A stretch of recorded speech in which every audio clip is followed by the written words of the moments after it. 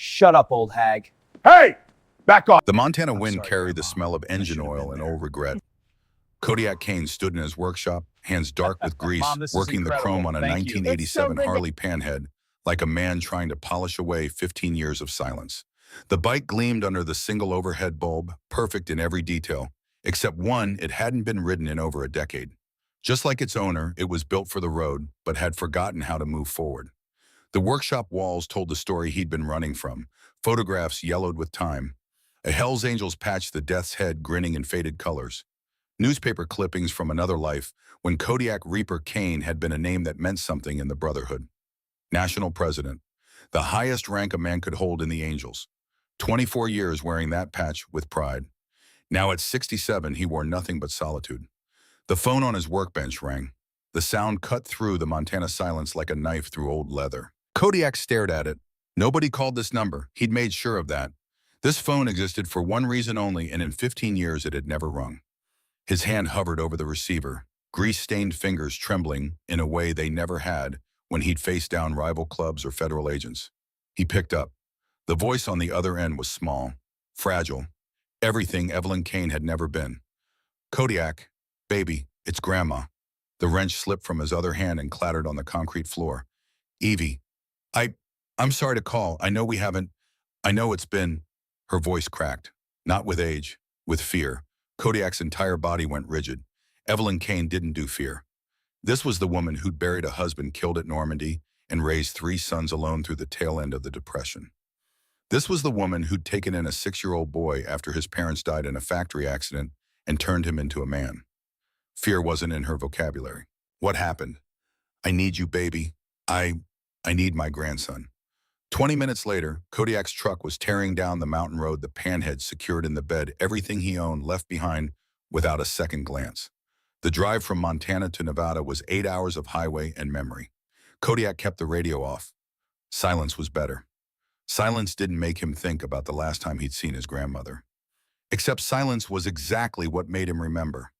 15 years ago, Reno, Nevada, a different man. The memory came whether he wanted it or not.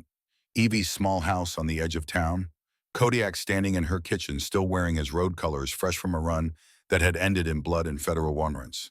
The kind of night that made men disappear. You need to understand, he'd said. The club needs me gone for a while. Heat's too heavy. Evie had stood at her sink back to him, hands gripping the counter. 84 years old and still stronger than most men half her age. That's not what I raised, she'd said quietly. What? She'd turned then, eyes that had seen the Great Depression and World War II and the loss of everyone she'd loved, looked at him with something worse than anger. Disappointment. I raised a boy who stood up for what's right, who protected people who couldn't protect themselves, who understood that power means responsibility. Her voice never rose. Somehow that made it cut deeper. You're not that boy anymore, Kodiak. You're just another man running from consequences. That's not fair. Fair. Now her voice did rise. You want to talk to me about fair? I buried your grandfather before you were born. I buried your mother and father. I raised you to be better than this violence, this life that treats people like they're disposable. And what did you become? The king of it.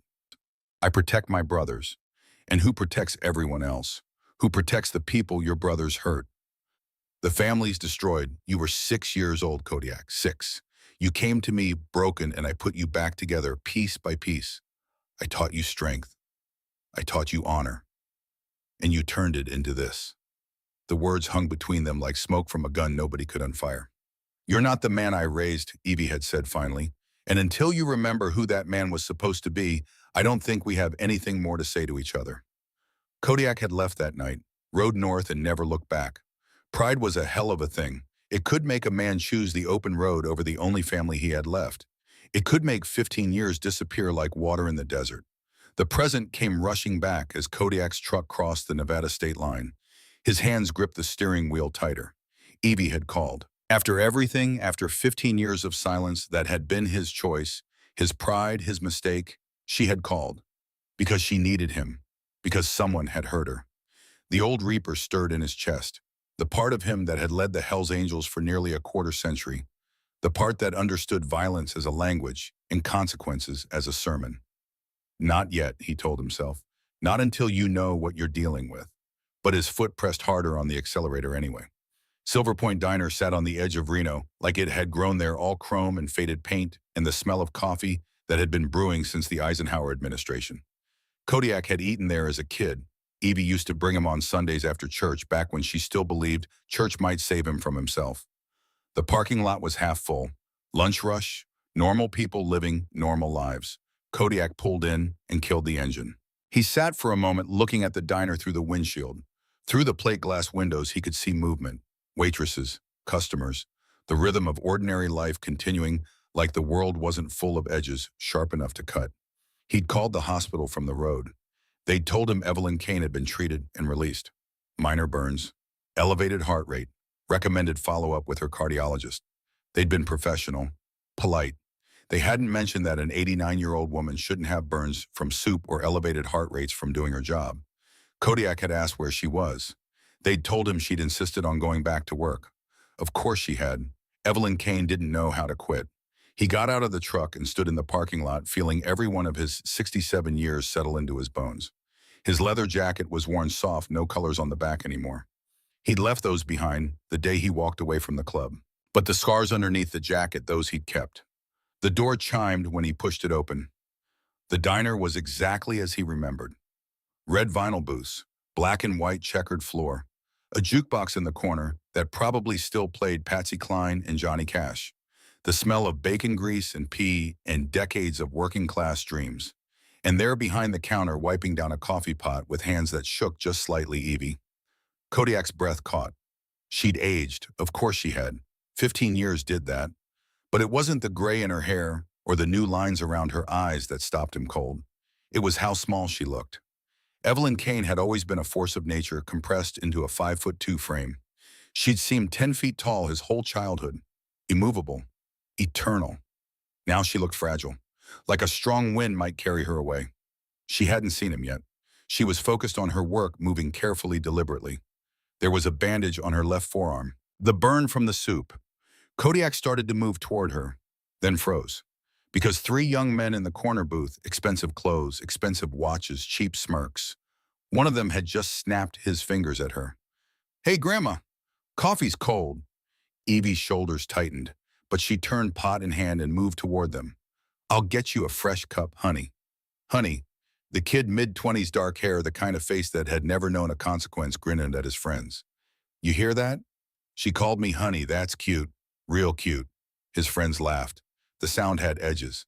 Evie poured the coffee. Her hand was steady. Kodiak knew that steadiness. He'd seen it his whole life.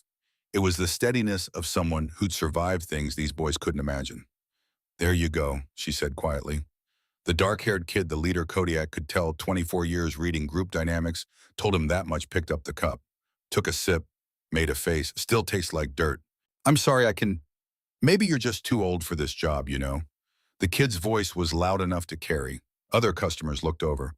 "I mean, how old are you, 90? Shouldn't you be in a home somewhere?" His friends laughed again, louder this time. Evie's face didn't change. "I'm 89 and I've been making coffee since before your parents were born, son. Maybe the problem's not the coffee." The kid's smile went cold. He stood up, tall, over 6 feet, the kind of size that had always gotten him what he wanted because people moved out of his way. "You got a mouth on you, old lady." "Dalton," one of his friends, nervous now. "Come on, man, let's just—" "Shut up, Garrett." Dalton stepped closer to Evie. She didn't back up. Kodiak saw her chin lift slightly, that stubborn Kane pride that had been passed down through generations. "I think you owe me an apology," Dalton said. "I think you need to sit down and finish your lunch like a grown man instead of a spoiled child." The diner had gone quiet, everyone watching now, the kind of silence that comes before something breaks. Dalton's face flushed red. "You know what, I've had enough of your—" He moved, just a step, just enough. His foot shot out. Evie was walking past with a full tray, 3 plates, coffee pot, the muscle memory of 40 years waitressing. She didn't see the foot until it was too late. She went down hard. The tray crashed. Ceramic exploded. Coffee spread across the checkered floor like spilled ink. But worse, so much worse, the soup. Today's special had been chicken noodle, hot enough to steam. The bowl had been on the edge of the tray. It went over Evie's left side, her arm, her shoulder, soaking through her uniform. She made a sound, small, hurt. The kind of sound that shouldn't come from someone who'd survived everything she'd survived. Dalton and his friends were laughing. "Oops," Dalton said. "Guess you really are too old for this job." He pulled out his wallet, threw a $5 bill on the floor next to Evie. "For the dry cleaning, Grandma." That's when Kodiak moved. He didn't run, didn't shout. He simply walked across the diner floor, boots loud in the silence, and went straight to Evie. She was trying to get up. Her left arm was red, already blistering. Her face was white with pain. Kodiak knelt beside her. "Evie." She looked up, saw him. Her eyes went wide. "Kodiak, baby, what are you?" "I'm here, I got you." He helped her up gently, his hands remembering how to be careful, how to touch someone like they mattered. He shrugged out of his leather jacket and draped it over her shoulders. The jacket was old, worn, soft, and it swallowed her small frame. Other customers were standing now. An older woman hurried over with napkins. The manager, a woman in her 50s, face tight with anger and fear, appeared with a first aid kit. "Evie, I'm so sorry, I didn't see." The manager stopped looking at Kodiak. "Who are you?" "Her grandson." Behind them, Dalton's voice cut through the concern. "Oh, great. Grandma called her biker boyfriend." Kodiak turned slowly.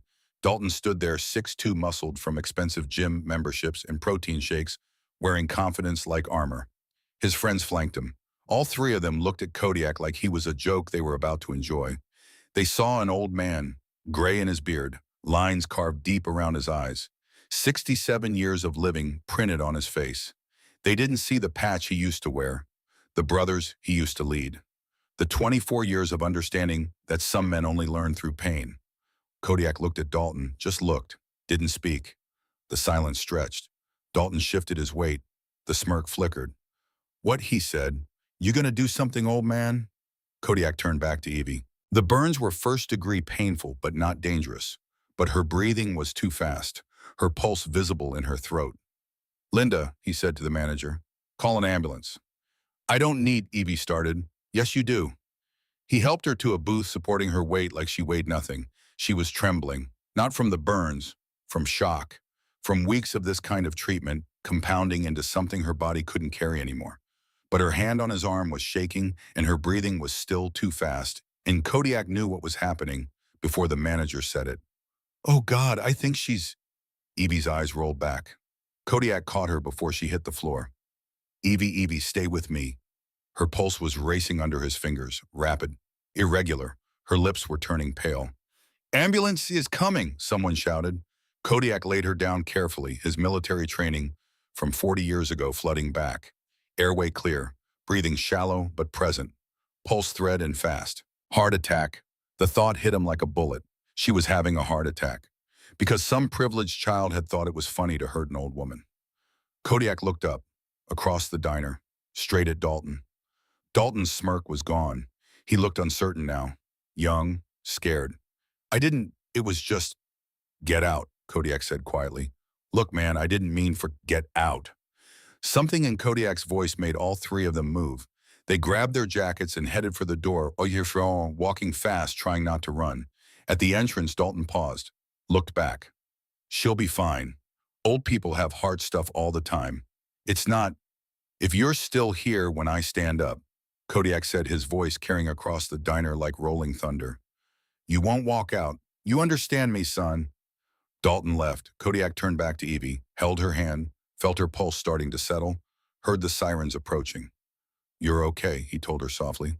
I'm here now. I'm not going anywhere. Her eyes fluttered open, found his face. You came, she whispered. Always, Evie. I just took the long way. The emergency room at Reno General smelled like antiseptic and regret. Kodiak sat in the waiting area, hands clasped between his knees, staring at floor tiles worn smooth by decades of worried pacing. His leather jacket was still with Evie. He wore only his black t-shirt now, and the hospital's air conditioning raised goosebumps on his tattooed arms. The tattoos told their own story. Angel's wings across his shoulders, dates and names of brothers lost, a death's head over his heart, the permanent record of a life lived on the edge of American law. Mr. Kane, he looked up. A doctor stood there, young, tired eyes that said she'd been on shift too long. That's me. I'm Dr. Patel. Your grandmother is stable. The relief hit him like a physical thing. Can I see her? In a few minutes, I need to talk to you first. She sat down next to him, chart in her lap. Ms. Kane suffered what we call a cardiac event, not a full heart attack, but close. Her heart rate became dangerously elevated, likely due to acute stress combined with physical trauma. The burns. The burns were minor, first degree. They'll heal fine. But Mr. Kane, your grandmother has a pre-existing condition. Her heart is weak, has been for several years. She's on medication, but Dr. Patel paused. She's 89. Her heart can't handle this kind of stress. Another incident, like today, could be fatal. Kodiak's hands tightened. She told you what happened. She said she fell, but the pattern of burns, the witnesses. Dr. Patel met his eyes. Someone hurt her. And it wasn't the first time, was it? No. She needs to stop working. The physical demands the stress. She can't. Dr. Patel frowned. Mr. Kane, I understand employment is important, but her life, you don't understand. Her medication costs $800 a month. Social Security doesn't cover it. She needs that job to afford the pills that keep her alive. The doctor's expression shifted. Understanding mixed with frustration. The kind of look healthcare workers got when they ran into the brick wall of American economics. There are programs.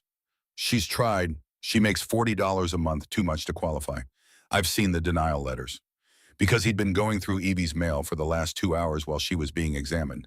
Sitting in her small house for the first time in 15 years, seeing how she lived, seeing the careful budget written in her neat handwriting, seeing the stack of medical bills she was paying off at $20 a month, seeing that she'd kept his room exactly as he'd left it.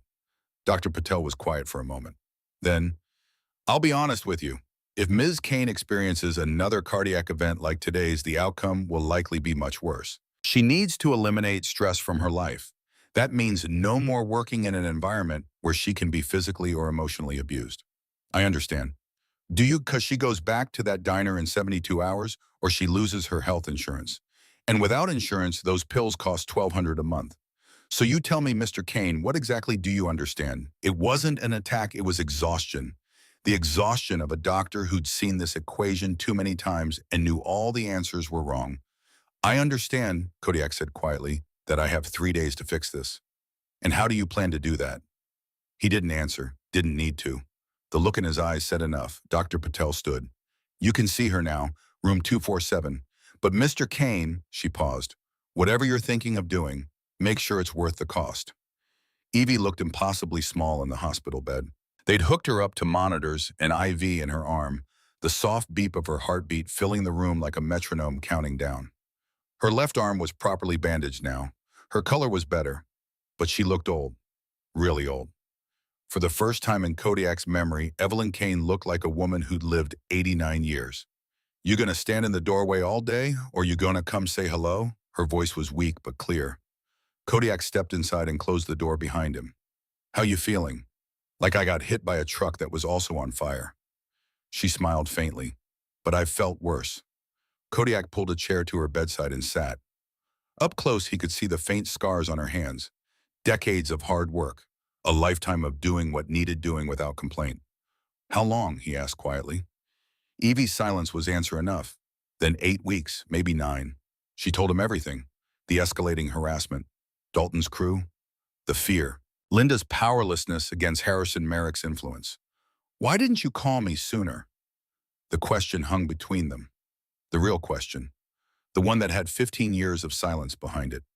Evie's tears spilled over. Because I drove you away, she whispered. Because the last time we spoke, I told you that you weren't the man I raised. Because I spent 15 years regretting those words and not knowing how to take them back. Because I thought, her voice broke completely, I thought you hated me. Evie, no. And I didn't want to burden you. You built a life away from here, away from me. You had your reasons. I thought I could handle it myself. I've handled everything else myself for 90 years. Why should this be different? Kodiak felt something break inside his chest. Something that had been frozen for 15 years, suddenly cracking apart. I never hated you, he said. His voice was rough. Not for 1 second. I was ashamed. You were right about everything you said. I had become something you didn't raise. And instead of trying to be better, I ran. I let pride and shame keep me away from the only family I had left. That's on me, Evie. All of it. She squeezed his hand. We both made mistakes. Yeah, but mine cost us 15 years. Then let's not waste any more time. Evie's eyes held his. You're here now. That's what matters. A knock at the door interrupted them. Linda, the diner manager, poked her head in. She looked nervous. I'm sorry to interrupt. Evie, I wanted to make sure you were okay. Evie waved off the concern with her good hand. The gesture was pure Cain, stubborn to the bone. Linda stepped inside. She was carrying Evie's purse and an envelope. The doctor said you'll need a few days to recover. I wanted you to know that take all the time you need. Your job will be there. Thank you, Linda.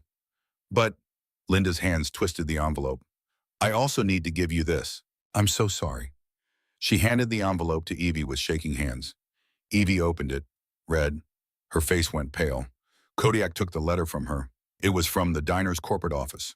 Formal language, legal boilerplate. The essential message was clear. Due to recent incidents and customer complaints, Evelyn Kane's employment would be terminated effective in 72 hours unless she provided written proof of her ability to perform her duties without further incident. Customer complaints, Kodiak said flatly. Linda's face was miserable. Dalton's father called corporate. He said Evie had been rude to his son, that she'd created a hostile environment for customers, that she'd spilled food on Dalton and then fallen to create a scene. Her voice shook with anger. It's all lies. I told corporate that, but Harrison Merrick sits on our parent company's board. I'm just a manager. I can't. It's okay, Linda. Evie's voice was calm, too calm. I understand. I fought for you. I swear I did. But they're saying if you're not cleared by a doctor to return to full duties in 3 days, they're terminating you for inability to fulfill your job requirements. And if you lose the job, Linda didn't finish. She didn't need to. After Linda left, Kodiak and Evie sat in silence. The monitor beeped. The IV dripped. Outside the window, Reno continued its normal life oblivious. 3 days, Evie said finally. Kodiak stood. I'll figure something out. She stopped him with a look, seen his face, seen the look that used to make grown men in biker bars reconsider their life choices. Baby, whatever you're thinking, don't. Please, I don't want you in trouble because of me. He leaned down and kissed her forehead. I'll be back tomorrow. Where are you going? To take care of some things. He paused at the door, looked back at her. You know what you told me that last night? That I wasn't the man you raised. Kodiak, I didn't mean you were right. I wasn't. But maybe, he smiled faintly, maybe it's not too late to remember who he was supposed to be. Evie's house was exactly as Kodiak remembered, and that was somehow worse than if it had changed. Small, clean. The furniture was the same, the photographs on the walls, the throw blanket on the couch that she'd knitted in 1985. Everything preserved like a museum to a life that had stopped moving forward 15 years ago. Except in one way. Kodiak stood in the garage staring. The Harley was perfect. His 1987 Panhead. The bike he'd ridden from California to Alaska and back. The bike that had carried him through 20 years of brotherhood and bloodshed. The bike he'd left behind when he walked away from everything. Evie had kept it, more than kept it. She'd maintained it. The chrome gleamed, the leather seat was oiled and supple, the engine was clean parts organized, everything in working order. There was a logbook on the workbench nearby. Kodiak opened it. His grandmother's handwriting. Neat entries every 2 weeks for 15 years. Changed oil, checked battery, ran engine for 30 minutes, replaced spark plugs, tightened chain, ran engine for 30 minutes, over and on for 15 years, keeping his bike alive, keeping it ready, just in case he came home. Kodiak's hands shook as he turned the pages. Found entries from last year, last month, last week. Kodiak's bike. Still waiting. I am too. He sat down hard on an old stool, put his head in his hands. Oh, Evie, he whispered to the empty garage. What did I do to deserve you? The bike didn't answer, but it didn't need to. The answer was written in 15 years of careful maintenance, in the hope of a woman who'd never stopped believing her grandson would remember the way home. Kodiak stood, walked to the workbench, found the keys hanging on their old hook. He straddled the panhead, turned the key, hit the ignition. The engine turned over on the first try, purred like it had been ridden yesterday, because Evie had made sure it would, because she'd known. He sat there in the garage, engine rumbling, and made a decision. 3 days to fix this. 3 days to make sure Evie never had to go back to that diner. 3 days to make sure Dalton Merrick and his father understood that some people couldn't be bullied without consequences. But he couldn't do it alone. Not anymore, though. He'd walked away from the brotherhood, but maybe, Maybe some bonds didn't break just because you stopped wearing the colors. Kodiak pulled out his phone, scrolled through contacts he hadn't called in 15 years, stared at names that brought back memories good and bad. His thumb hovered over one name, Boone McAllister, his former vice president, his best friend for 20 years before Kodiak had vanished into Montana without explanation. He pressed dial. The phone rang 3 times. Then, "This is Wrench." The voice was older, rougher, but unmistakable. "Boone, it's me." A long silence. Then Reaper. The old road name. The name Kodiak hadn't heard spoken aloud in 15 years. It hit different than he expected. Like coming home. Like opening an old wound. "Yeah, you've got some nerve calling this number." "I know." "You walked away, brother. No explanation. No goodbye. Just gone. Some of the boys, they're still bitter. They think you're a traitor. They think, Boone." Another silence. "What do you need, Reaper?" Straight to it. That was Boone and always had been. "My grandmother's in trouble." "Miss Evie," Boone's voice changed immediately. "What kind of trouble?" Kodiak told him, and all of it. The bullying, the soup, the heart attack, the 72-hour deadline, Harrison Merrick's power play. When he finished, Boone was quiet for a long time. "Where are you?" he finally asked. "Reno, at Evie's place." "I'm in Sacramento. 3 hours out. I'll call the others." "Boone, I know I don't have the right to ask." "You don't, but Miss Evie does. That woman fed half the angels in Nevada back in the day.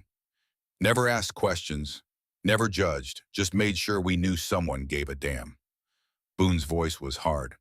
"Someone hurts her, they answer to the brotherhood. Colors or no colors, you're still one of us, Reaper. And that means Evie is too." "Thank you." "Don't thank me yet. Like I said, some of the boys are still bitter. This reunion might not be pretty, but we'll come, for her." The line went dead. Kodiak sat on the panhead in Evie's garage engine rumbling and felt something he hadn't felt in 15 years. Hope. And beneath it, darker and colder purpose. Dalton Merrick had made a mistake. He'd hurt someone Kodiak loved. Someone under his protection, whether Dalton knew it or not. And Kodiak Kane, former national president of the Hells Angels, the man they used to call Reaper because he always collected what was owed, was about to teach this spoiled child a lesson about consequences. The old way. The only way that mattered when law and justice had been bought and paid for. The Reaper way. He revved the engine once, the sound echoed off the garage walls like thunder promising rain. 3 days.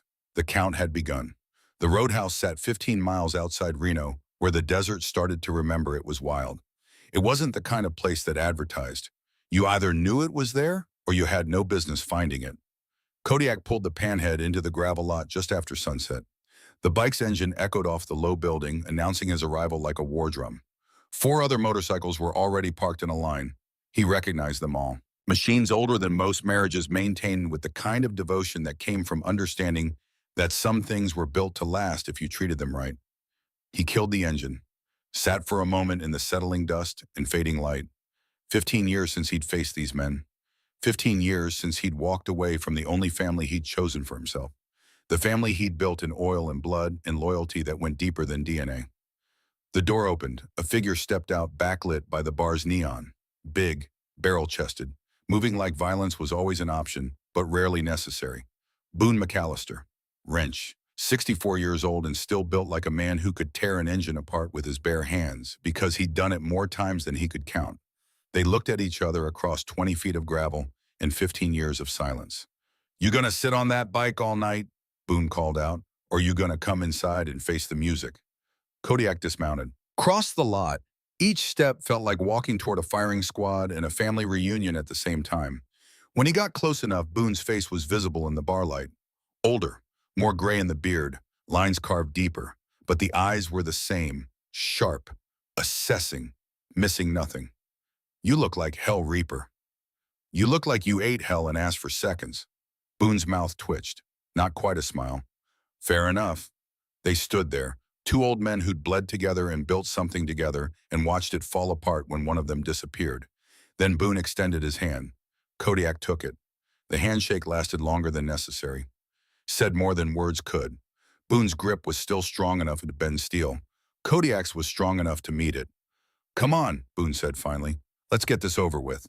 Inside the roadhouse was exactly as Kodiak remembered. Dark wood, darker memories. The smell of spilled beer and old smoke that had soaked into the walls back when smoking indoors was still legal. A jukebox in the corner playing Willie Nelson, because Willie understood outlaws better than the law ever would. Three men sat at a table in the back. Declan O'Rourke, Saint, 68, built like a fence post, eyes that had seen combat in two different wars and learned that killing was easy, but living with it was the hard part. Axel Dvorak, nomad, 62, lean and dangerous, the kind of man who could disappear into any crowd and emerge exactly where you didn't want him to be. Winston Hargrove, Doc, 70 years old, hands that had patched up more bullet wounds and knife cuts than most emergency rooms faced, that looked like old leather left in the sun. They all looked up when Kodiak walked in. Nobody smiled. Kodiak stopped in front of the table, waited. This was their territory now, their call to make. Saint spoke first. His voice was gravel wrapped in barbed wire. 15 years. Yeah. No word, no explanation. Just gone. Yeah.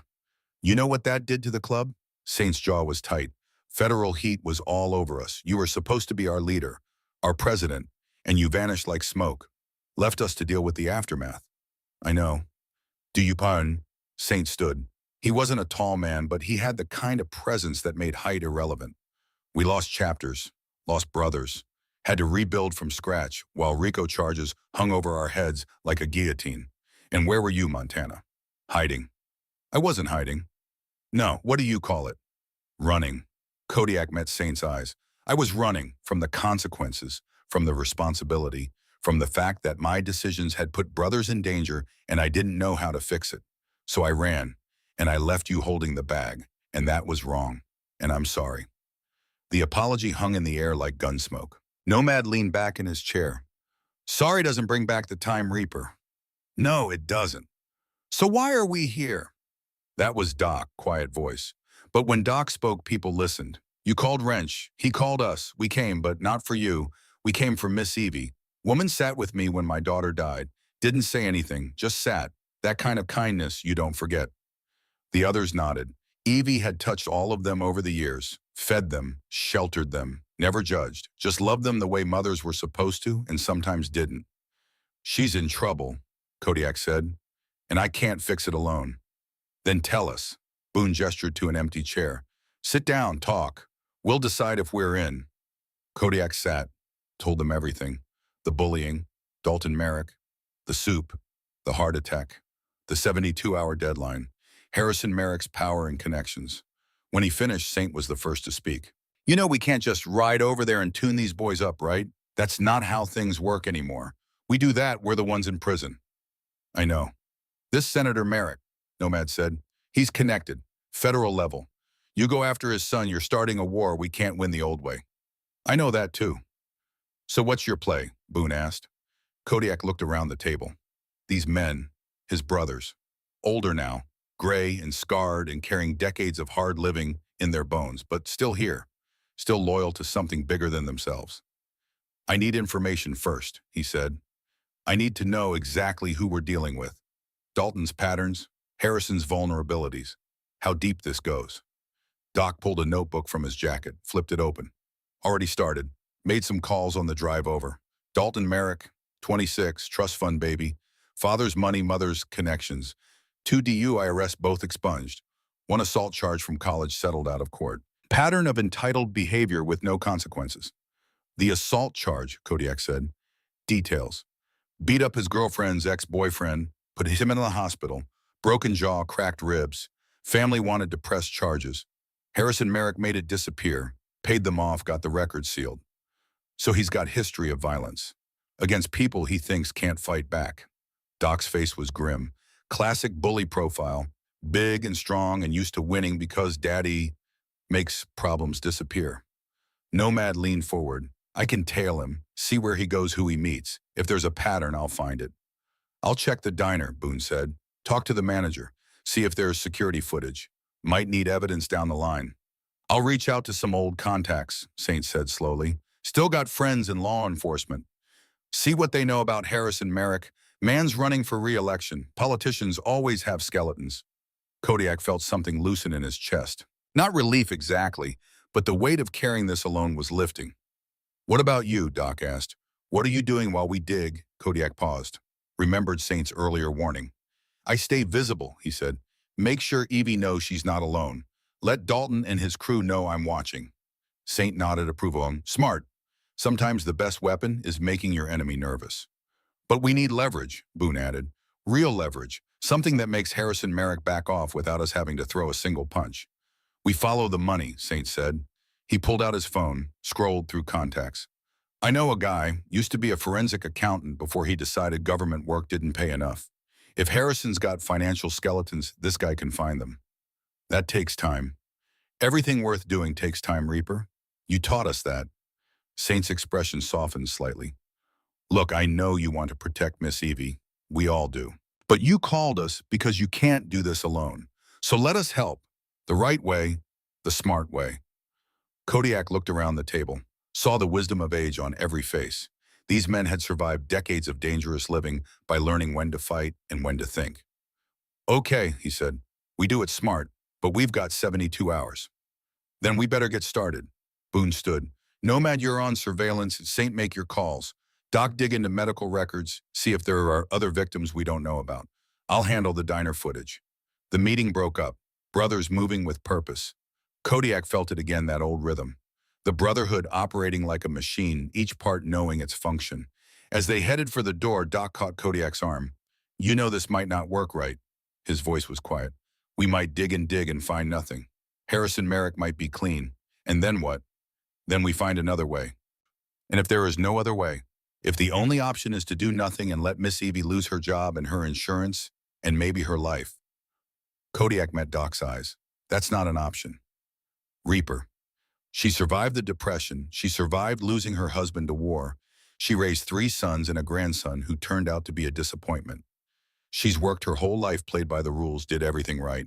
And now some entitled punk thinks he can hurt her for fun because his daddy has money. Kodiak's voice was quiet but carried weight. No, that doesn't happen. Not while I'm breathing. Doc studied him for a long moment, then nodded. Just remember, being willing to die for something is easy. Being willing to live with the consequences, that's harder. Outside, the desert night was cold and clear. Stars overhead like scattered diamonds. The kind of sky that made you remember how small you were, and how big the world was, and how none of it mattered when someone you loved was hurting. Kodiak straddled the panhead. The engine started with a roar that felt like coming home. Boone walked over, put a hand on the handlebars. It's good to see you, brother, even under these circumstances. You too, Wrench. One more thing. Boone's face was serious. You need to know when word gets out that you're back, not everyone's going to be happy. There are brothers who felt betrayed, who think you should have stood with us instead of running. They might show up, might want words. I can handle it. I know you can, but it's going to happen. Be ready. Kodiak nodded, kicked the bike into gear. Reaper, Boone called as he started to pull away. We're with you on this, all the way, for Miss Evie. But after, we need to talk, really talk, about what happened, about why you left, about whether you're back for good or just passing through. I know. Do you? Kodiak looked back at his old friend, his brother. I ran once, Boone. I'm not running again. Whatever comes after this, I'll face it. I promise. The ride back to Reno gave him time to think, time to feel the panhead beneath him, the machine Evie had kept alive for 15 years because she'd known. Known he'd come home eventually. Known he'd need it. His phone buzzed. Text from Saint. Got a name. Investigator. Meeting tomorrow 9 a.m. Address attached. Then another text. From Nomad. Found Dalton. Country club. Drinking with friends. Will follow when he leaves. The pieces were moving. The brotherhood was working. For the first time in 15 years, Kodiak wasn't alone. The hospital was quiet when he arrived. Visiting hours were technically over, but the night nurse recognized him from earlier and waved him through. Evie was awake, sitting up in bed, reading a paperback Western with large print. She looked up when he entered and smiled. You came back. Told you I would. How was the ride? She knew. Of course she knew. You didn't maintain a motorcycle for 15 years without understanding what it meant. Good. The panhead runs perfect. You've been taking care of her. Someone had to. Evie set down her book. She was waiting for you. We both were. Kodiak pulled up the chair, sat, took her hand. I saw some old friends tonight. Evie's eyes brightened. Boone, Yeah, and St. Nomad Doc. They all asked about you. Those boys. Her smile was warm. How are they? Older, grayer, meaner looking. Kodiak smiled. Same as ever, basically. And they're helping why? They are. We have got a plan. Gathering information. Finding leverage. We're going to make sure Dalton and his father understand there are consequences for what they did. Evie's smile faded slightly. Kodiak, I don't want you doing anything that'll get you in trouble. We're doing this the smart way, the legal way, but we're doing it. And if the legal way doesn't work, the question sat between them like a third person in the room.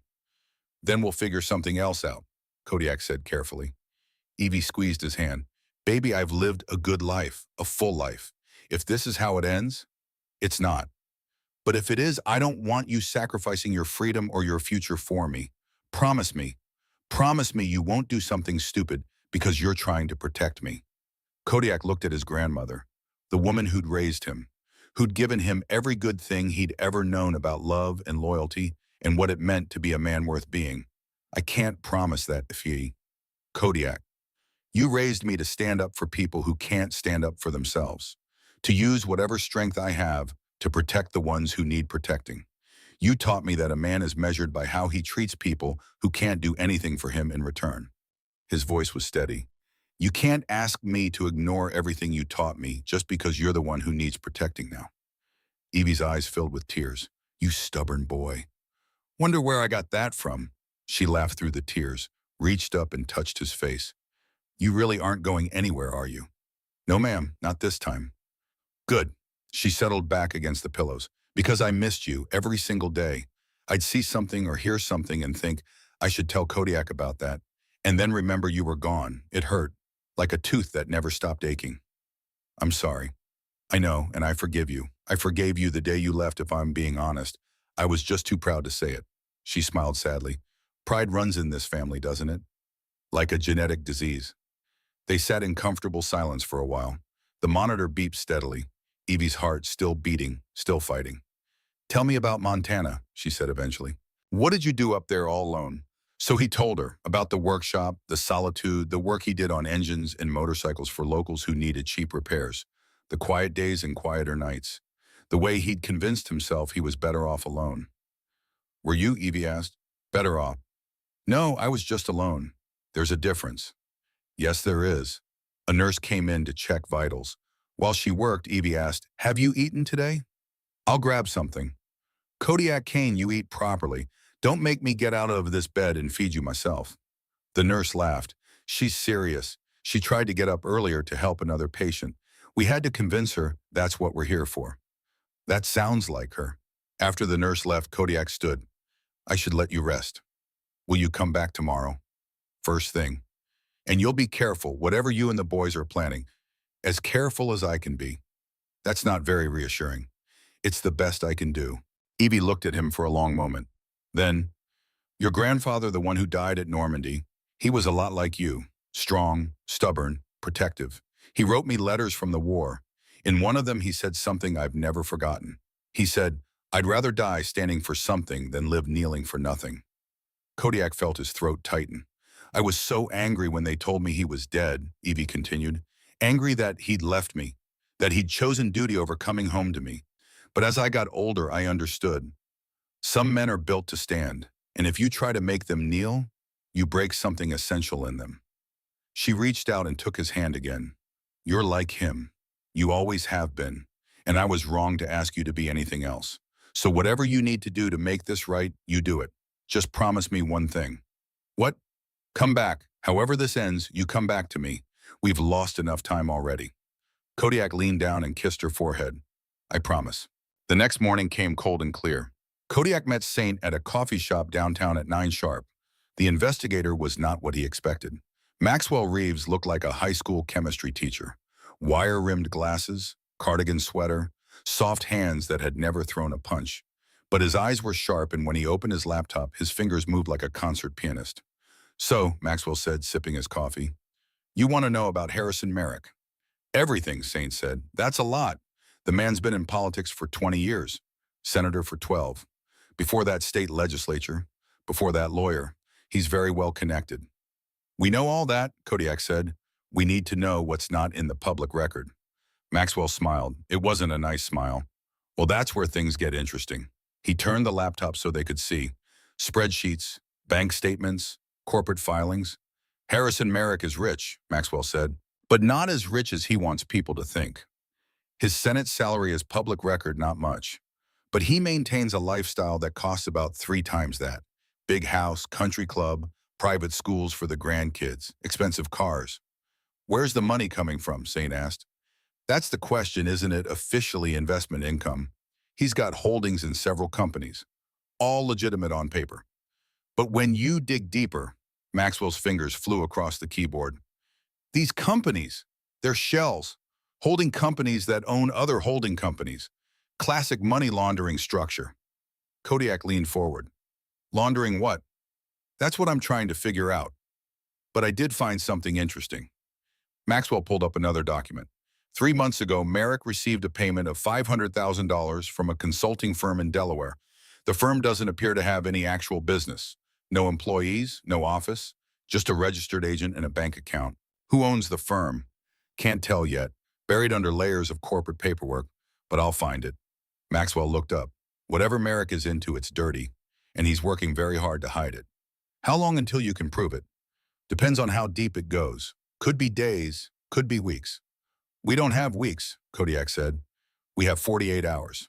Maxwell closed his laptop. Then I better work fast, but I need something in return. What?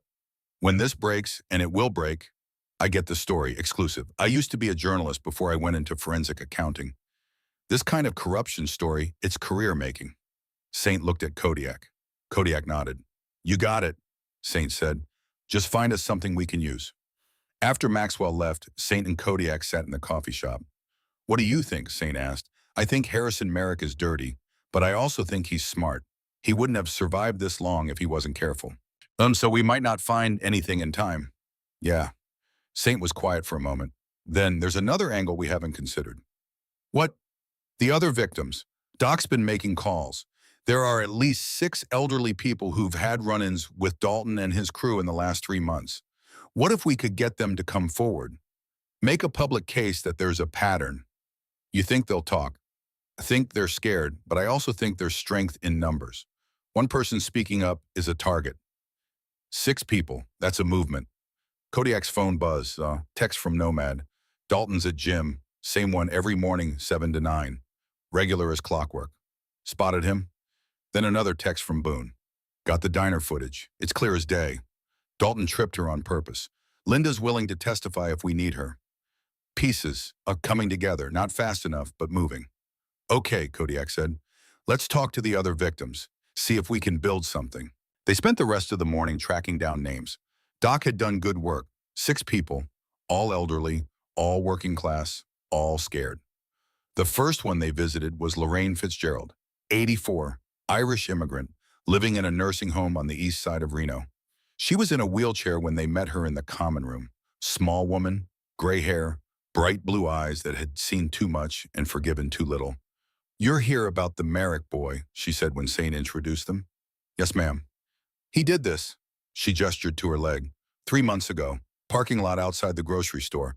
He was walking out, not looking, talking on his phone. I asked him politely to watch where he was going. He called me an old hag and pushed me. I fell, broke my hip. Did you report it? Kodiak asked. To who? The police. They came, took a statement, said it was my word against his. When I insisted, a lawyer showed up. Harrison Merrick's lawyer. Told me if I pursued charges, they'd countersue for defamation. Said I'd lose my home. I got scared. I dropped it. We're gathering evidence, Saint said gently. We want to show there's a pattern. If you'd be willing to give a statement. No. Lorraine's voice was firm. I'm sorry, I can't. I'm too old to fight a senator. It would kill me. The stress alone. They thanked her and left. Got the same answer from the next 2 victims. Fear, deep and justified. By the time they reached the 4th victim, Kodiak was ready to give up, but Saint insisted they try. Margaret Walsh, 76, former school teacher, living alone in a small apartment near downtown. She invited them in, made tea, listened to their story. When they finished, she said, I'll do it. Ma'am, I'll give a statement. I'll testify if needed. That boy needs to learn he can't treat people like garbage just because his father has power. You understand the risks, Saint asked.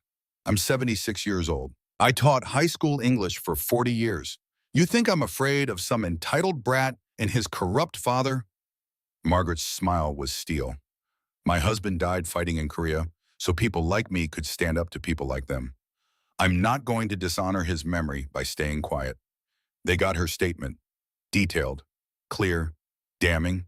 One down, not enough. But a start. Kodiak's phone rang as they were leaving Margaret's apartment. Unknown number. Yeah, Mr. Kane. This is Linda from the diner. I need to talk to you in person. It's about Evie. His stomach dropped. What's wrong? Nothing. I mean, she's fine, but something happened. Can you come to the diner? On my way. The diner was closed when Kodiak arrived. Linda let him in through the back door. She looked scared. What happened? Dalton came back about an hour ago with his father. Kodiak's hands clenched. And Harrison Merrick offered me money. A lot of money, $20,000. He said it was a generous settlement for any distress his son may have caused. In exchange, I had to fire Evie immediately and sign a non-disclosure agreement saying there was never any incident. What did you tell him? I told him to go to hell. Linda's chin was up. He said I was making a mistake, that he'd ruin my business, that I'd lose everything. I told him some things are more important than money. He didn't like that. Linda, but here's the thing. She pulled out her phone, showed him a recording. I recorded the whole conversation. Him offering the bribe, him threatening me, all of it. Kodiak stared at the phone. You recorded him trying to bribe you. Yes, and I already sent a copy to my lawyer and to my email. Cloud backup. The works. Linda's smile was fierce. You're not the only one who can fight dirty Mr. Kane. I've been running this diner for 20 years. You don't last that long without learning how to protect yourself. For the first time since this started, Kodiak laughed. Really laughed. You're amazing, you know that. I'm a survivor, and Evie is my friend. You don't mess with my friends. Kodiak's phone buzzed. Text from Maxwell the investigator. Found it. Call me. He called. Maxwell answered on the first ring. The Delaware Shell Company. It's owned by a lobbying firm in D.C. The lobbying firm represents mining interests. 3 months ago, Harrison Merrick voted against environmental regulations that would have restricted mining in Nevada. 2 weeks later, the $500,000 payment showed up. That's a bribe, yes, clear as day, and I've got the paper trail to prove it. Kodiak's mind was racing. Can you have a full report ready by tomorrow morning? Already working on it. Send copies to Saint when you're done, and to a journalist, someone who can't be bought. I know just the person. After the call ended, Kodiak stood in the empty diner, pieces falling into place. Linda's recording, Maxwell's financial evidence, Margaret Walsh's testimony, Boone's security footage, Doc's medical records from the other victims. It wasn't everything, but it was enough. Enough to build a case. Enough to show that Dalton Merrick was a pattern abuser and Harrison Merrick was a corrupt politician who would do anything to protect his son. Enough to fight back. His phone rang again. Nomad this time. Reaper, you need to see this. What? I followed Dalton to a bar. He's here with his crew, and they're talking, loud, drunk, and stupid. What are they saying? Planning something, talking about teaching that old bitch a lesson, making sure she never works again. They mentioned your name too, said if you keep poking around, they'll make you regret it. Ice ran down Kodiak's spine. Where are you? Nomad gave him the address. A dive bar on the north side of town. Stay on him, Kodiak said. Don't engage, just watch. Reaper, I'm on my way. He was out the door and on the panhead in seconds. The ride across town was fast and angry. The old rage building. The Reaper waking up, he forced himself to breathe, to think, to remember what Saint had said. Smart, not violent. Smart. But if Dalton was planning to hurt Evie again, the dive bar was exactly what it sounded like. Neon signs, sticky floors, the smell of desperation and bad decisions. Nomad was waiting outside, leaning against his bike. They're still in there, he said. Corner booth, getting drunker and stupider by the minute. How many? Dalton and 3 friends, including the 2 from the diner. Kodiak looked through the window, saw them, young, arrogant, laughing about something, planning to hurt an 89-year-old woman because she dared to talk back. Every instinct screamed at him to walk in there and make them understand pain. To teach them what happened when you messed with the wrong family. But that was the old way. The way that had led to federal charges and broken brotherhood and 15 years of running. We wait, Kodiak said. For what? For them to leave, then we follow. See where they go, what they do. We document everything. And if they go after Miss Evie, then we stop them. But we do it smart. We call the cops, get it on record, make it official. Nomad studied him. You've changed. Maybe. Or maybe I'm just old enough to know the difference between strength and stupidity. They waited for 2 hours. Finally, Dalton and his crew stumbled out. Got into an expensive SUV. Dalton was driving, which was itself a crime given how drunk he was. Call it in, Kodiak said. Anonymous tip, drunk driver. Nomad made the call. Within 10 minutes, red and blue lights appeared. The SUV got pulled over 3 blocks away. Kodiak and Nomad watched from a distance as Dalton failed a field sobriety test. Watched as he got arrested. Watched as his friends called someone, probably Harrison, to come bail him out. That's going to cost him, Nomad said. 3rd DUI. Even with his father's connections, that's serious. Good, let him sweat. But as they rode away, Kodiak couldn't shake the feeling that this was just the beginning. That Dalton getting arrested would make him angrier, more dangerous. And there were still 24 hours until Evie's deadline. 24 hours for everything to go right, or everything to go wrong. The call came at 3 in the morning. Kodiak jerked awake in Evie's guest room, hand reaching for his phone before his eyes were fully open. 15 years of sleeping, light never went away. Once you learned to wake up ready for trouble, your body never forgot. Yeah, Reaper. Nomad's voice, tight, controlled. The tone that meant something had gone very wrong. Evie's gone. The words hit like a fist to the chest. Kodiak was on his feet, pulling on Jean's phone wedged between shoulder and ear. What do you mean gone? I was watching the hospital. Standard rotation. 2 a.m. 3 guys came out of the east entrance with someone in a wheelchair. Moved fast, wrong body language for orderlies. I got close enough to see it's her Reaper. They took her. Kodiak's vision went red at the edges. The old rage. The Reaper rage, the kind that had made men cross the street when they saw him coming. Where are they now? Lost them on Interstate 80, heading east. I tried to follow, but they made me split up, used multiple vehicles. Professional job. Dalton's not professional. No, but Daddy's money can buy professional. Kodiak was already moving. Boots, jacket, keys. The panhead was in the driveway, cold engine waiting. I'm calling the others, he said. Where are you? The warehouse district, near the old rail yard. Pulled over to call you. Stay there, I'm coming. He hung up. Dialed Boone. The phone rang 4 times before a sleep-rough voice answered. This better be important. They took her.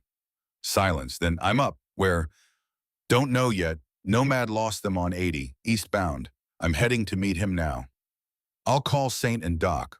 We'll rendezvous at your location. Boone, if they hurt her, they won't. Not yet. She's leverage. They want something. What? You? They want you to back off. Stop digging. This is Harrison Merrick showing his teeth. Kodiak knew Boone was right. Knew it tactically, strategically. But knowing didn't cool the rage burning in his chest. I'm going to kill him. No, you're not. You're going to get Miss Evie back safe. Then we're going to destroy him the right way. The way that sticks. The panhead roared to life. Kodiak tore out of the driveway engine, screaming into the Nevada night. The warehouse district was abandoned this time of night. Skeletal buildings and empty lots. Nomad's bike was parked under a broken streetlight, the rider standing next to it like a statue carved from leather and bad intentions. Kodiak pulled up, killed the engine. Tell me everything. 3 guys, 2 big, 1 normal-sized, all dressed like hospital workers but moving wrong. 2 alert, 2 coordinated. They had a van waiting. White panel van, no plates visible. Driver stayed in the vehicle. They loaded her in, drove off. I followed for 15 minutes before they split up. Van went east, a black sedan went south, SUV went north. Classic evasion. You get anything? Partial plate identifying marks. Van had a rental company sticker. Enterprise. Reno location. That's it. Kodiak's phone buzzed. Text from an unknown number. We need to talk. Just you and me. Come alone or grandma pays. Address attached. Abandoned railroad depot 15 miles outside Reno. Let me guess, Nomad said, reading Kodiak's face. You got a message. Yeah. And you're thinking about going alone like they asked. Yeah. That's the stupidest thing you could possibly do. I know. Nomad pulled out his own phone. I'm calling the others. No, not yet. Kodiak looked at the text again. They're watching. They know we've been working together. If I show up with the whole crew, they'll know I didn't follow instructions. So what's your play? I go in alone. You and the others position around the perimeter, close enough to move if things go bad, far enough to stay invisible. Reaper. Her heart's weak. If she goes into cardiac arrest out there, he didn't finish. Didn't need to. Nomad studied him for a long moment, then nodded. Okay, but we go in armed. And if I hear gunfire, I don't care what the plan was, we're coming in hot. Agreed. By the time they reached the depot, the others were already in position. Boone had parked his truck a quarter-mile away, watching the approach through binoculars. Saint was somewhere in the scrub brush with a hunting rifle he claimed was for varmints, but everyone knew had seen action in 2 different wars. Doc had the medical bag in his van ready to move if needed. The depot itself was a relic from when trains still mattered in this part of Nevada. Rusted tracks, collapsed loading platforms, a main building with most of its windows broken and weather-worn walls covered in graffiti. One light was on inside, flickering, probably a lantern. Kodiak parked the panhead 50 yards out, killed the engine. The silence that followed was total except for the wind moving through dead grass. He dismounted, checked the knife in his boot, the small pistol at the small of his back. Old habits, the kind that kept you alive when negotiations went south. Then he walked toward the light. The depot's main floor was vast and empty. His footsteps echoed off concrete and steel. The lantern sat in the center of the space, casting long shadows. And next to it in a chair was Evie. She was tied, hands behind her back, feet bound to the chair legs, duct tape across her mouth, but her eyes were open, alert, angry, Elif. Relief flooded through Kodiak so powerfully his knees almost buckled. That's far enough. The voice came from the shadows. Male, young, familiar. Dalton Merrick stepped into the light. He looked different than he had at the diner. Harder, meaner. The smirk was gone, replaced by something that might have been fear wearing a mask of bravado. Behind him, 2 men emerged. Big, professional. Not thugs contractors. The kind of muscle money could rent by the hour. You came, Dalton said. Good. Let her go. Let her go, just like that. Dalton laughed. The sound was wrong. Too high. Too tight. You've been causing problems, old man.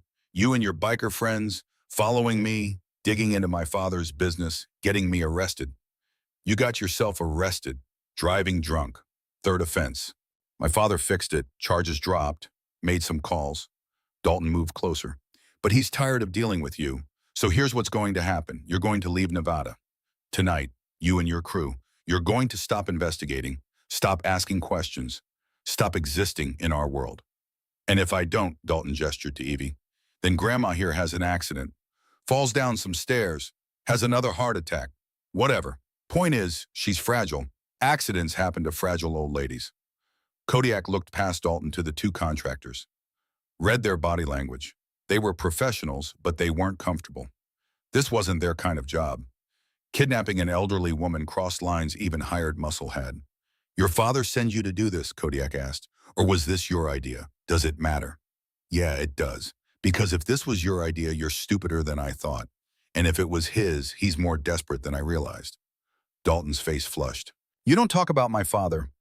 Your father's a corrupt politician who takes bribes from mining companies and uses his power to make problems disappear. We've got the evidence, financial records, witness testimony, recording of him trying to bribe the diner manager. Kodiak's voice was calm, conversational. It's over, Dalton. You just don't know it yet. You're lying. Ask yourself, why would I come here alone if I was bluffing? Why would I risk it? Kodiak took a step forward. The contractors tensed, but didn't move. I came because you took something that belongs to me, and because I wanted to give you one chance to make this right. Make it right. Dalton pulled a gun from his waistband. Small caliber, shaky grip. Definitely not a professional. I'm the one with the gun, old man. I'm the one in control here. No, you're the one who's scared. I can see it. You're in over your head, and you know it. Another step forward. Your father sent you to clean up his mess. And you're here waving a gun around because you don't know what else to do. Shut up. Put the gun down, son. Untie my grandmother. Walk away. This doesn't have to end with you in prison. I said shut up. Dalton's hand was shaking now. The gun wavered. You think you're tough. You think because you used to run with the angels that makes you dangerous? You're just an old man. You're nothing. Kodiak stopped walking, stood perfectly still. You're right, he said quietly. I am old. 67 years, body full of scars and mistakes. But you know what all those years taught me, Dalton? They taught me the difference between violence and strength. Violence is easy. Any fool can pull a trigger. But strength is standing here unarmed, knowing that gun could end me and still choosing to give you a way out. There is no way out. There's always a way out, always a choice.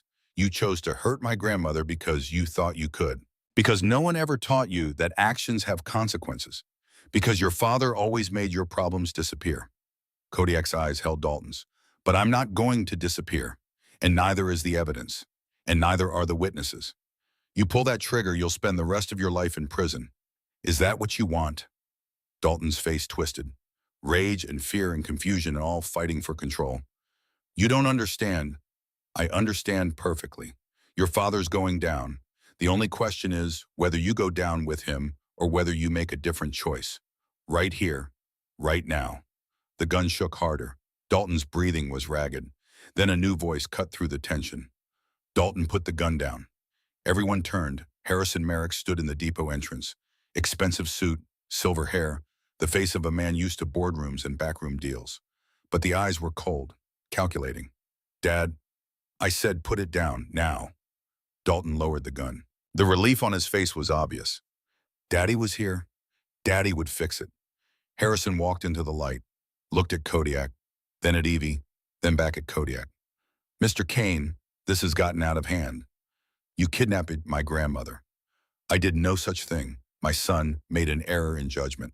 I'm here to correct it. By what? Making her disappear. Making me disappear. By offering you a deal. Harrison's voice was smooth, practiced. $500,000 wired to any account you specify. In exchange, you leave Nevada. You drop your investigation.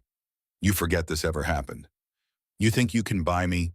I think everyone has a price, Mr. Kane, and I think you're smart enough to know when you're outmatched. I have resources, connections. I can make your life very difficult, or I can make you rich. Your choice. Kodiak looked at Harrison Merrick, saw a man who'd spent his entire life believing that money and power could solve any problem. A man who'd never met a consequence he couldn't buy his way out of. I have a counteroffer, Kodiak said. I'm listening. You let Evie go, right now. You turn yourself into the FBI. You confess to accepting bribes, to obstruction of justice, to kidnapping. And maybe I convince the prosecutor to go easy on your son. Harrison laughed, actually laughed. You can't be serious, dead serious. You have no evidence. I have financial records showing $500,000 in suspicious payments. I have a recording of you trying to bribe a witness. I have testimony from multiple victims of your son's abuse. I have security footage of assault. I have enough to bury you, Senator. For the first time, Harrison's confidence flickered. You're bluffing. Am I your investigator, Maxwell Reeves? He's very good. Found things you thought were buried deep, and he's not the only one digging. By tomorrow morning, every news outlet in Nevada will have the full story. Senator Merrick, corrupt politician, has a nice ring to it.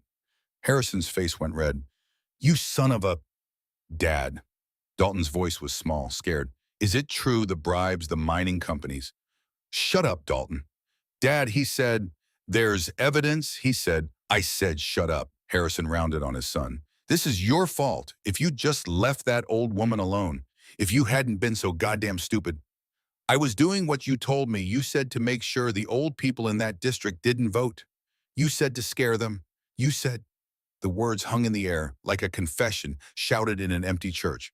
Harrison realized his mistake immediately, looked around, saw Kodiak's expression. You've been targeting elderly voters, Kodiak said slowly, systematically, to suppress the vote in districts where you might lose. You can't prove. I can now. Your son just confessed, and you just confirmed it. Kodiak pulled out his phone, held it up. The recording app was running, had been since he'd entered the depot. Got every word. Harrison's face went white, then purple. He lunged, not at Kodiak, at Dalton, grabbed the gun from his son's hand. You've destroyed everything, Harrison screamed. Everything I built because you couldn't keep your mouth shut. He pointed the gun at Kodiak. Give me that phone. No. I'll kill you. I'll kill her. I'll kill everyone here. No, you won't. Kodiak's voice was steady. Because you're not a killer, Harrison. You're a politician. You're used to other people doing your dirty work. But when it comes down to it, you don't have the stomach for real violence. Don't test me. The gunshot was deafening in the enclosed space, but it didn't come from Harrison's gun. It came from the shadows. Harrison dropped screaming, clutching his leg. The gun clattered away. Blood spread across the concrete. Saint emerged from a broken window rifle in hand. Told you I don't miss. Suddenly, the depot was full of motion. Boone burst through the front entrance. Nomad and Doc came from the sides. The two contractors put their hands up immediately, smart enough to know when they were outmatched. Doc went straight to Harrison medical bag already open. Through and through, you'll live, unfortunately. Boone cut Evie free. She ripped the tape from her mouth.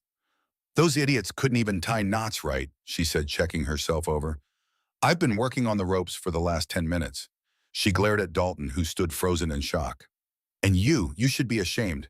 Your mother raised you better than this. Dalton looked at his father, bleeding on the ground, at the bikers surrounding them, at Kodiak holding up the phone with the recording. Then he sat down hard and put his head in his hands. I'm sorry, he whispered. I'm so sorry. The FBI arrived 20 minutes later. Turned out Saint's old military buddy wasn't just a journalist. He was also friends with a federal prosecutor who'd been looking for a way to take down Harrison Merrick for years. They'd been listening to everything through Saint's phone line, had agents staged nearby, had been waiting for Harrison to incriminate himself, which he had, spectacularly. The special agent in charge, a woman named Torres, with steel gray hair and no patience for corruption, read Harrison his rights while medics loaded him into an ambulance under armed guard. Mr. Merrick, you're under arrest for kidnapping, attempted bribery of a federal witness, conspiracy to commit election fraud, and accepting illegal campaign contributions. You have the right to remain silent. Dalton was arrested too, but on lesser charges. The kidnapping was clearly his father's idea. The assault charges from the diner were his, but the prosecutor seemed willing to deal if he testified against Harrison. Before they put him in the patrol car, Dalton looked at Kodiak. I really am sorry about your grandmother, about everything. Sorry doesn't fix what you broke. I know, but I want to try. I don't want to be him. He gestured toward the ambulance carrying his father. I want to be better. Kodiak studied the young man, saw genuine remorse, genuine fear, and maybe buried deep the possibility of change. Then be better, he said. Make responsibility. Do the time. Make amends. And when you get out, be the man your mother hoped you'd be, not the man your father made you. Dalton nodded, tears on his face. Thank you. Don't thank me. Thank her. Kodiak nodded toward Evie. She's the one who taught me about second chances. After the federal vehicles left, the Brotherhood stood in the parking lot. Dawn was breaking over the desert, pink and gold light painting the sky. Well, Boone said, that was exciting. Too exciting, Doc muttered. He checked Evie 3 times already. Evie waved him off.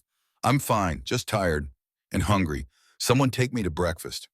They went to the diner. Linda opened early just for them, made them the biggest breakfast Kodiak had seen in years. Eggs and bacon and hash browns and coffee that could strip paint.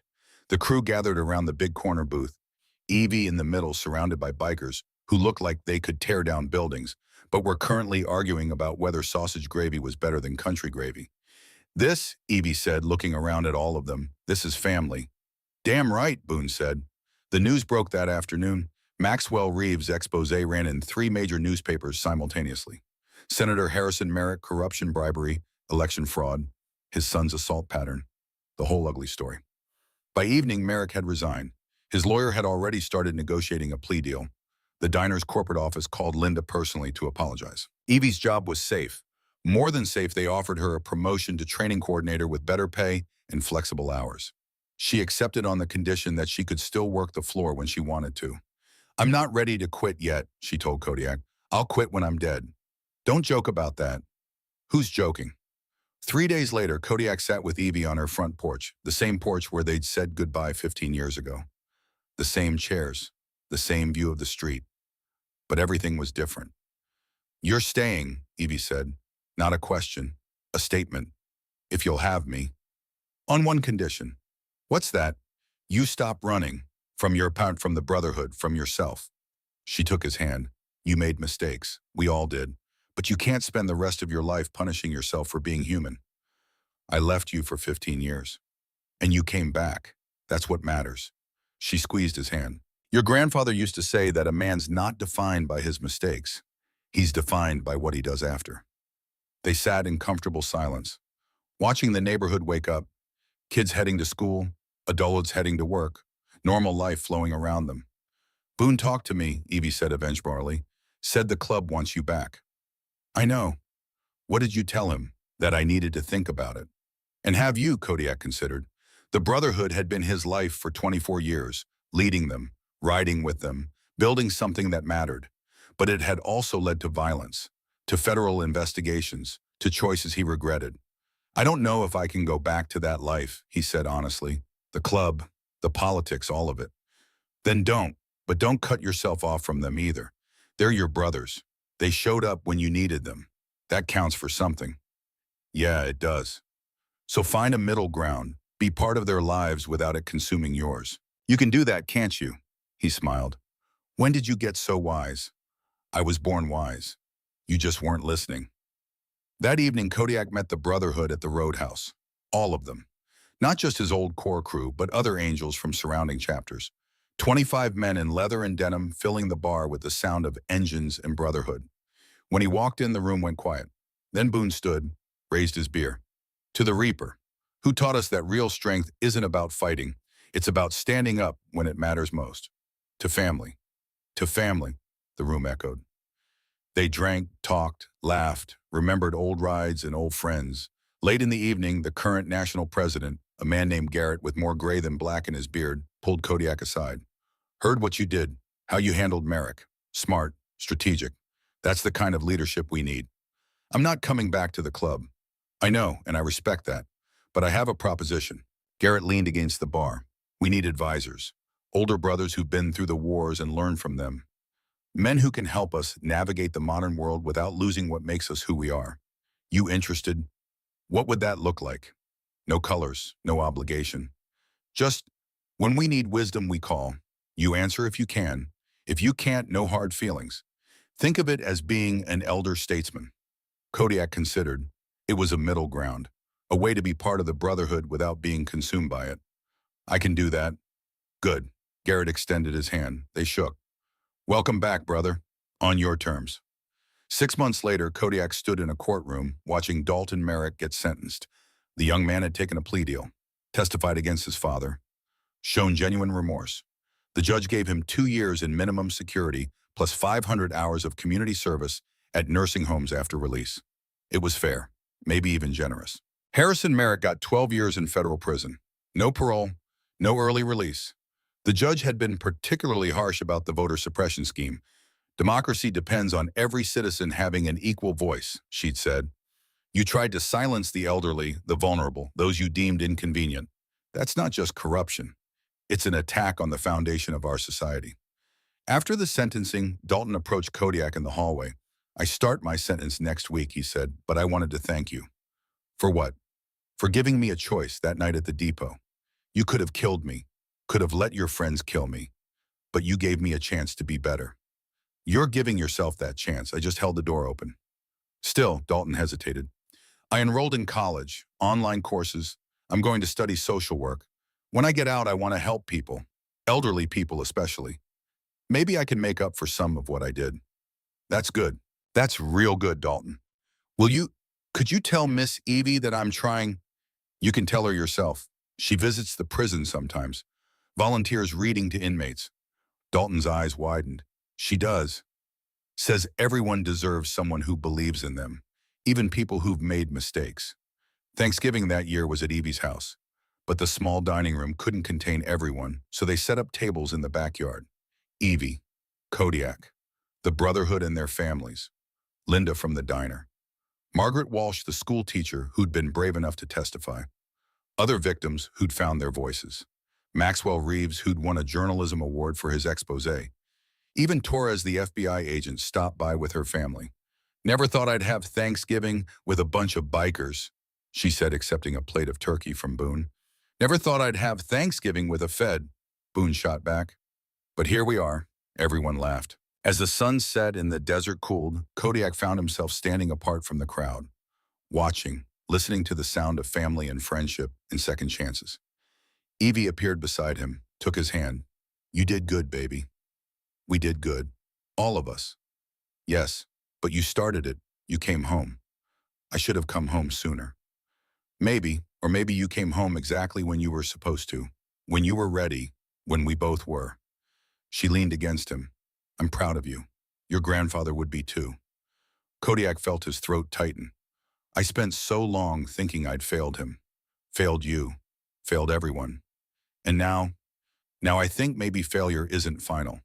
Maybe you can come back from it if you're willing to do the work." "That's the wisest thing you've said in 15 years. They stood together, watching their family chosen and blood celebrate around tables full of food and laughter.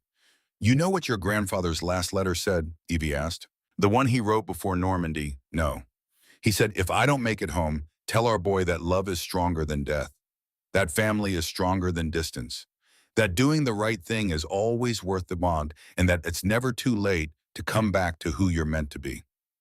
He couldn't have known. Maybe not, but he knew you, knew the blood running in your veins, knew that someday you'd need to hear those words. She squeezed his hand. "You came home, Kodiak.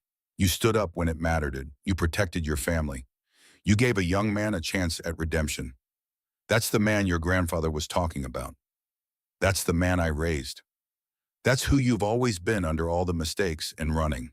Kodiak looked down at his grandmother, 89 years old, still standing, still teaching, still loving with a fierceness that time couldn't touch. "I love you, Evie. I love you too, baby. Always have. Always will." Boone called out from the tables. "Reaper, get over here. We're about to start the stories about that time you rode from LA to Seattle in a thunderstorm, wearing nothing but chaps and a smile." "That is not what happened," Kodiak called back. "Prove it." Evie laughed. "Go on, be with your brothers. I'll be here when you get back." "You always are." As Kodiak walked toward the tables, toward the laughter and brotherhood and family, he felt something settle in his chest. Something that had been restless for 15 years. He was home. Not the Montana wilderness where he'd hidden from himself. Not the open road where he'd run from consequences. Here, in Reno, in Evie's backyard, surrounded by people who knew his worst and loved him anyway. This was home, and he was finally ready to stay. Later that night, after everyone had left and Evie had gone to bed, Kodiak sat in the garage with the panhead. The bike gleamed under the overhead light, 15 years of hope captured in chrome and oil. He opened the maintenance log one more time, flipped to the very last entry written just 3 days ago. Kodiak's bike, still waiting. I am too. His phone buzzed, text from Dalton. I start my sentence tomorrow. Scared, but ready. Thank you for showing me there's another way. Tell Miss Evie I'll make her proud. Kodiak typed back, you already are, son. Keep walking toward the light. He set the phone down, looked at the photographs on the garage wall, his grandfather in uniform. Young Evie, fierce and beautiful. The brotherhood in their glory days. And one he'd never seen before, new in a simple frame. It was from yesterday. The depot. After the arrests. Evie surrounded by the brotherhood, all of them looking at her like she was the queen, and they were her knights. Someone had written on the back. He turned it over. Family isn't blood, it's who shows up. Boone footsteps behind him. You gonna sleep with that bike, or you coming to bed? Evie stood in the doorway wrapped in her robe, but she was holding something. The leather jacket Kodiak had given her at the diner, the one she'd been wearing when she collapsed. I had it cleaned, she said. Figured you'd want it back.